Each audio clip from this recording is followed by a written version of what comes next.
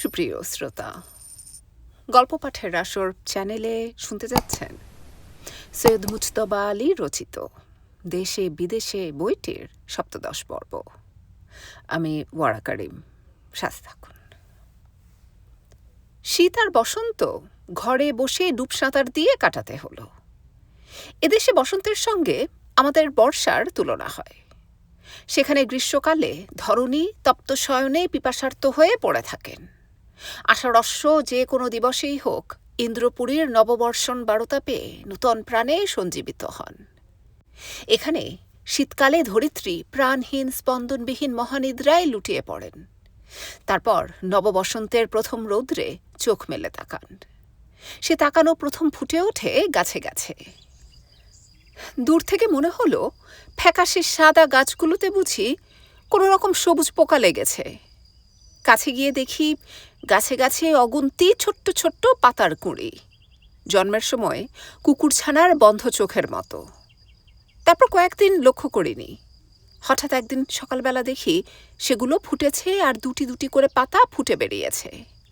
গাছগুলো যেন সমস্ত শীতকাল বক পাখির মতো ঠায় দাঁড়িয়ে থাকার পর হঠাৎ ডানা মেলে ওড়বার উপক্রম করেছে। সহস্র সহস্র সবুজ বলাকা যেন মেলে ধরেছে লক্ষ লক্ষ অঙ্কুরের পাখা। ছিন্ন হয়েছে বন্ধন বন্দির। গাছে গাছে দেখুন হাসি, পাতায় পাতায় আড়াআড়ি, কে কাকে ছেড়ে তাড়াতাড়ি গজিয়ে উঠবে। কোনো গাছ গোড়ার দিকে সাড়া দেয়নি। হঠাৎ একদিন একসঙ্গে অনেকগুলো চোখ মেলে দেখে আর সবাই ঢের এগিয়ে গেছে।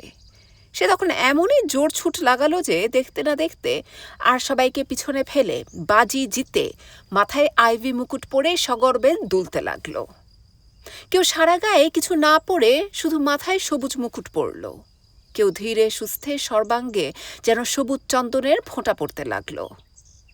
এতদিন বাতাস শুকনো ডালের ভেতর দিয়ে হু হু করে ছুটে চলে যেত।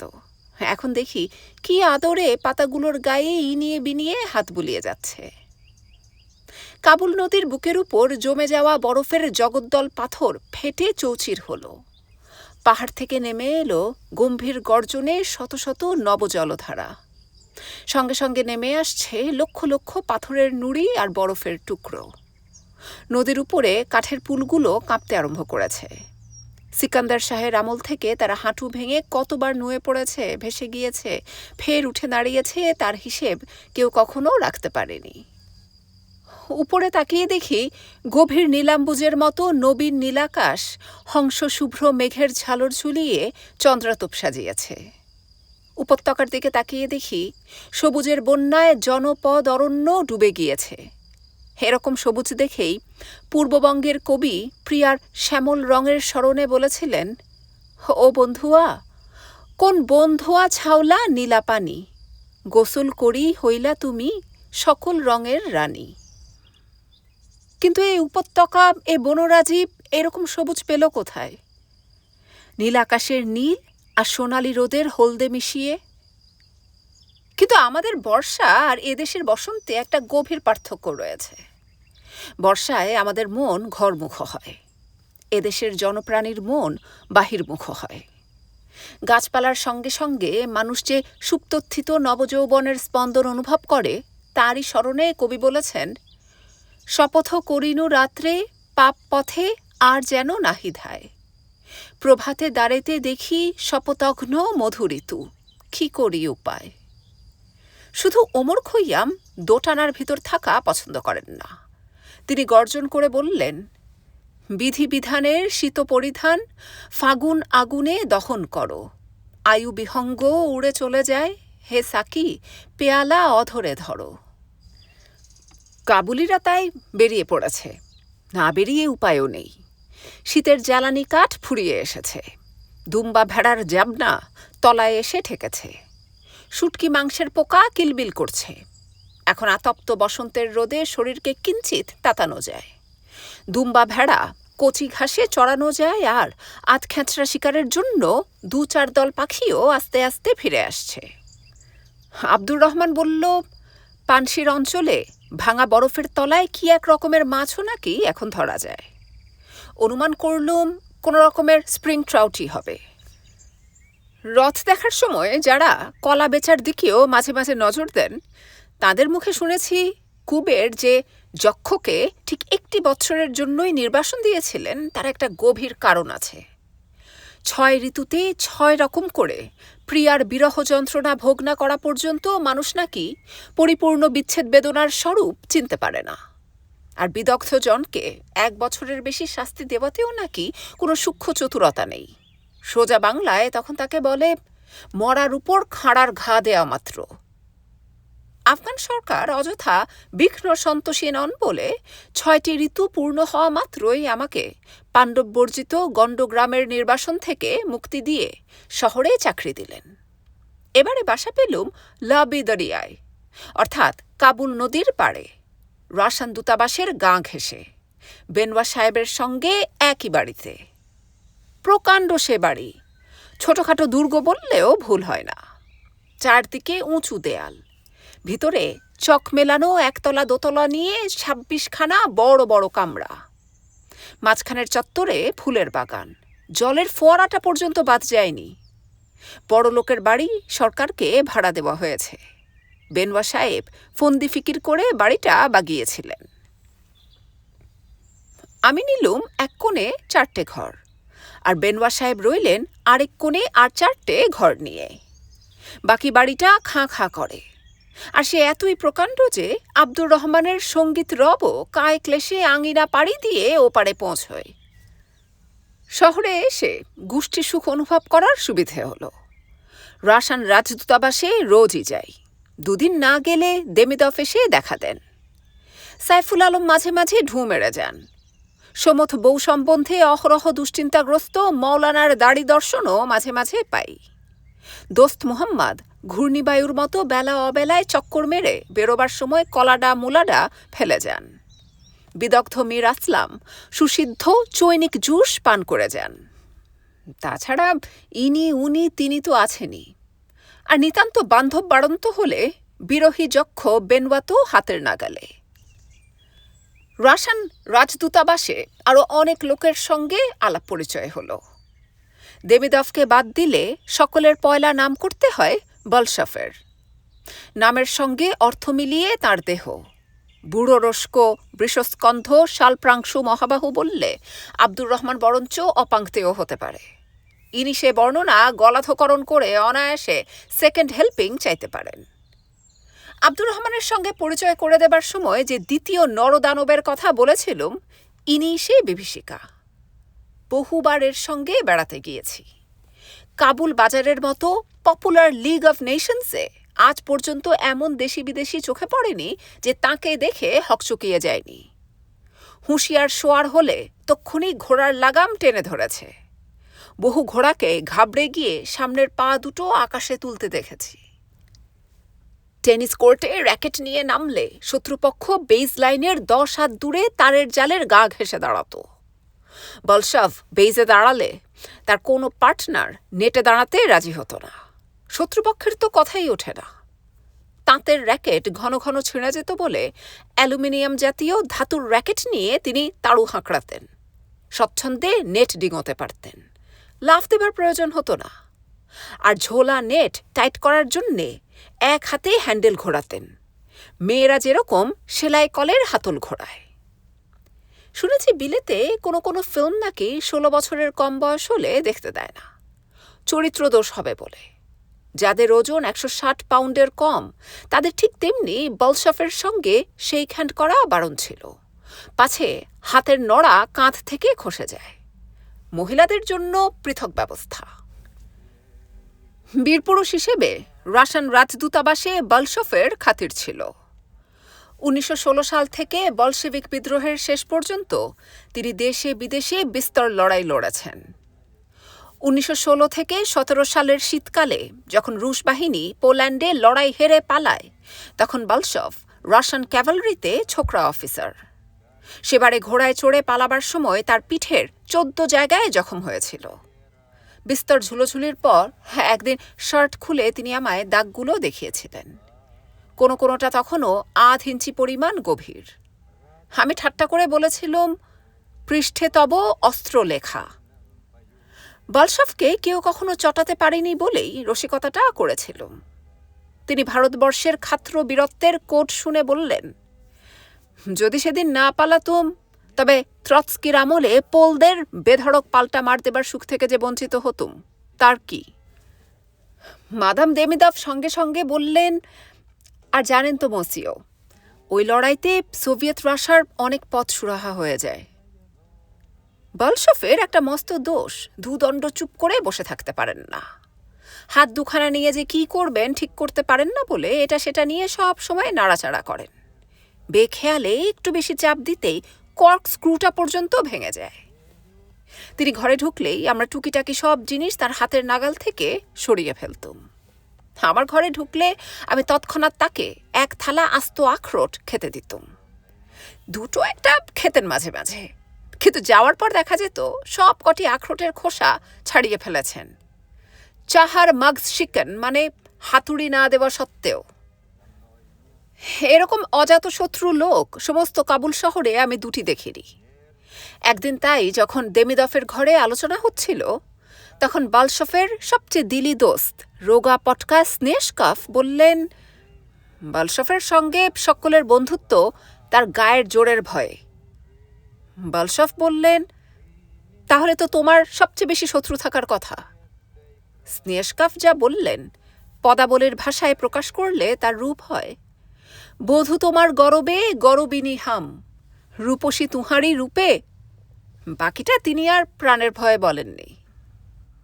বালশভ বললেন, রোগা লোকের ওই এক মস্ত দোষ, খামোখা বাজে তর্ক করে, বলে কিনা ভয়ে বন্ধুত্ব, যত সব পরস্পর দ্রোহী আত্মঘাতী বাক্যাড়ম্বর। বালশভ সম্পর্কে এত কথা বললুম তার কারণ তিনি তখন আমানুল্লাহর এয়ারফোর্সের ডাঙর পাইলট। বলশেভিক বিদ্রোহ জুড়িয়ে গিয়ে থিতিয়ে যাওয়ায় তার সংকটাকাঙ্ক্ষী মন কাবুলে এসে নূতন বিপদের সন্ধানে আমানুল্লাহর চাকরি নিয়েছিল। শেষ দিন পর্যন্ত তিনি আমানুল্লাহর সেবা করেছিলেন।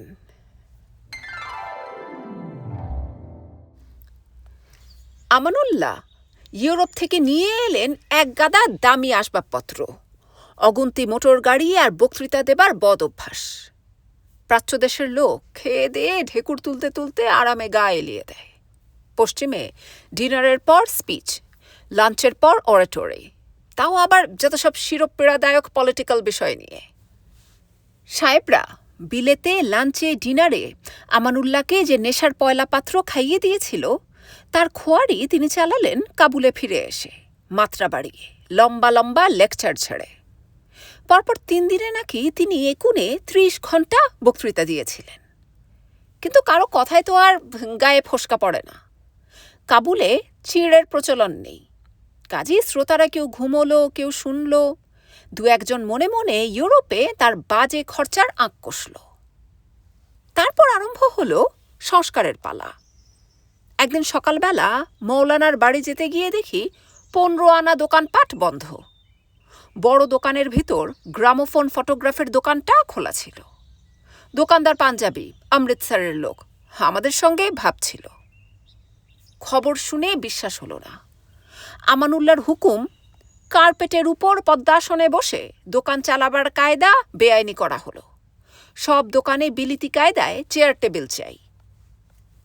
আমি বললুম, সে কি কথা, ছুতোর কামার, কালাইগড়, মুচি, সব সব ছোট ছোট খোপের ভিতর চেয়ার টেবিল ঢোকাবে কি করে, পাবেই বা কোথায়? নিরুত্তর। যারা পয়সাওয়ালা, যাদের দোকানে জায়গা আছে, রাতারাতি কুর্সি পাবে কোথায়?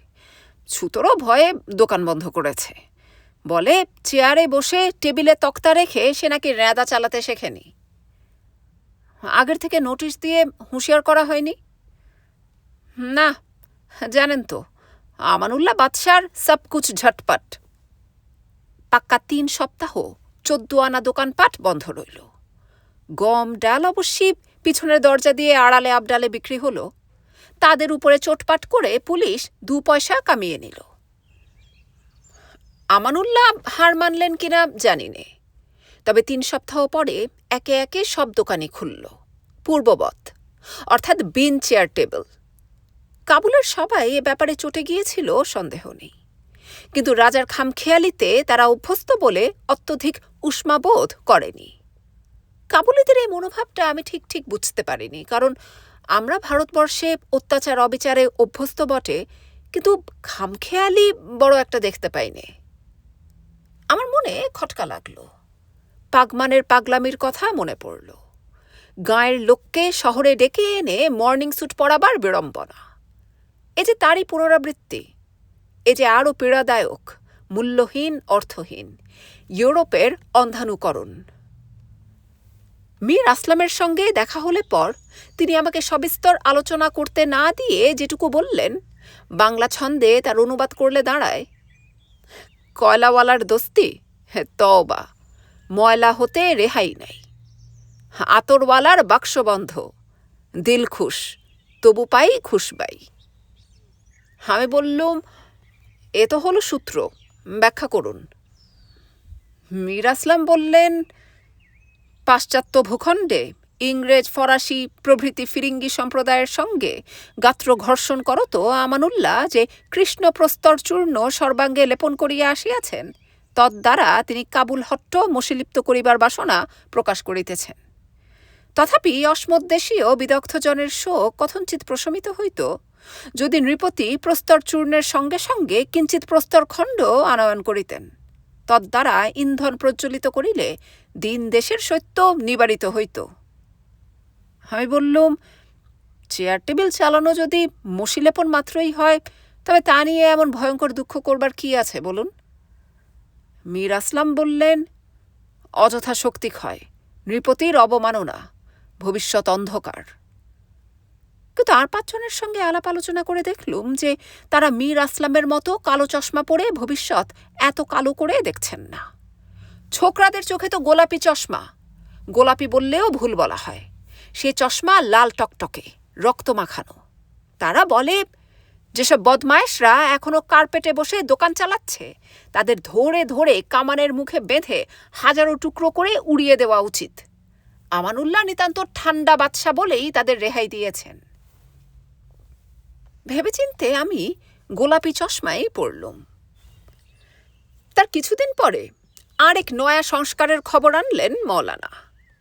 আফগান সেপাইদের মানা করা হয়েছে তারা যেন কোনো মোল্লাকে মুর্শিদ না বানায়, অর্থাৎ গুরু স্বীকার করে যেন মন্ত্র না নেয়। খাঁটি ইসলামে গুরু ধরার রেওয়াজ নেই।